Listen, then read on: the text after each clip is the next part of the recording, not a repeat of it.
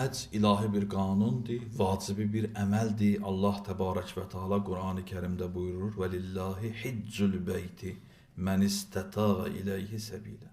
Hər kəs müstəti oldu, imkanı oldu, qüdrəti oldu, Allah evinin ziyarəti, həccə getmək ona vacib olur. Bu belə deyil ki, istəsəm gedərəm, istəsəm getmərəm, hələ tezdir, qalsın neçə il sonra gedərəm. Bu belə deyil. Əgər imkan varsa, maddi imkanın var, yol açıqdır, sənəd məsələn hər şey, qüdrətin, fiziki sağlamlığı yerində, sən müstəti sayılırsan, istitaət tapırsan və həcc sənə vacibdir. Bu barədə əgər hər kəs getməsə, ağır hədislər və cəzalar var bu barədə.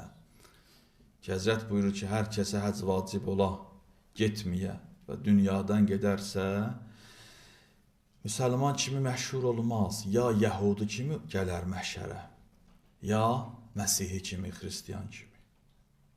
Bu adamı ki, həcci inkar edir, həccə getmir.